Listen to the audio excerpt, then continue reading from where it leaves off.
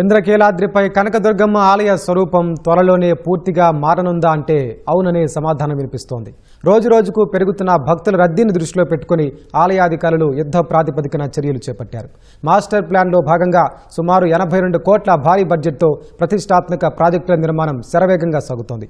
ఈ చారిత్రాత్మక మార్పుల ద్వారా దుర్గమ్మ దర్శన అనుభవం సంపూర్ణంగా మారనుంది.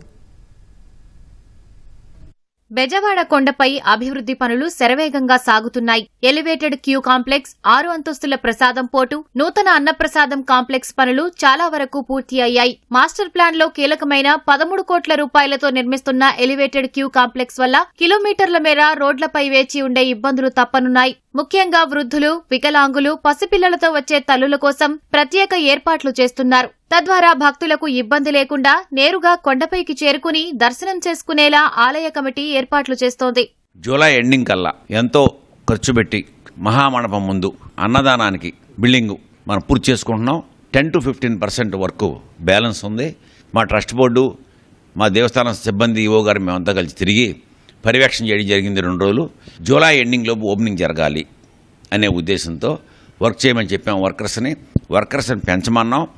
1000 నుంచి 1100 మంది దాకా భోజనాలకి ఏర్పాటు జరుగుతున్నాయి. వాష్ ఏరియా, ఫ్లోరింగ్ చేయాలి, అక్కడ డోర్స్ పెట్టాలి, విండోస్ పెట్టాలి. ఎలక్ట్రికల్ వర్క్ కూడా ఆల్మోస్ట్ 80% అయింది. లడ్డూ పోటు కూడా నేను మొత్తం అంతా తినడం జరిగింది. ఇంకా ఫ్యూచర్లో మనకి ఎన్ని లడ్డూలు కావాలన్నా కూడా దసరా ఉత్సవాల్లో కూడా మరి అక్కడి నుంచే లడ్డు సరఫరా, అలాగే పులిహోర సరిపోతుంది ప్లేస్ మనకి. నిన్న 4 ఫ్లోర్లు ఉంది. అది దగ్గర 40,000 స్క్వేర్ ఫీట్ వస్తుంది. ఆగస్టు నెలలో ఎట్టి పరిస్థితుల్లో కూడా ఓపెన్ చేయాలి అని నిన్న కాంట్రాక్టర్లకి, ఇంజనీర్లు చెప్పడం జరిగింది మేము. మరోవైపు అమ్మవారి లడ్డూ ప్రసాదం నాణ్యత, పంపిణీని మెరుగుపరిచేందుకు 27 కోట్ల వ్యయంతో 6 అంతస్తుల భారీ ప్రసాదం పోటు భవనాన్ని నిర్మిస్తున్నారు. అత్యాధునిక ఆటోమేటెడ్ మిషన్లతో పరిశుభ్రమైన వాతావరణంలో లడ్డూలను తయారు చేస్తారు. దీనివల్ల రద్దీ రోజుల్లో కూడా భక్తులకు ప్రసాదాల కొరత రాకుండా ఉండేందుకు అధికారులు ఈ నిర్ణయాన్ని తీసుకున్నారు. ఎంతో కాలంగా కొండపై ఉన్న పార్కింగ్ కష్టాలను తీర్చేలా అధికారులు ప్రణాళికలు సిద్ధం చేశారు. ముందు 1,00,000 మంది భక్తులు వచ్చే అవకాశం ఉంది కాబట్టి 600 నుంచి 1000 కార్ పార్కింగ్ కావాలి. ఎన్నో వందల కార్లు పడితే ఇంకా భక్తులు పెరుగుతారు అనే ఉద్దేశంతో ఉంది. కుమ్మరపాలెం నుంచి సెకండ్ ఘాట్ రోడ్, ఈ వసతులన్నీ సమకూరిస్తే చాలా బ్రహ్మాండంగా ఉంటుంది. కుమ్మరపాలెంలో టీటీడీ వారిది 3 ఎకరాల స్థలం ఉంది. కిలోమీటర్ దూరంలో మనకి టీటీడీ వాళ్ళని కట్టేమని 5 ఫ్లోర్లు, అక్కడ మన కార్ పార్కింగ్ పట్టుద్ది. మన టికెట్లు అక్కడ ఆఫీస్ ఉంటుంది, వాళ్ళ టికెట్ ఆఫీస్ కూడా ఉంటుంది.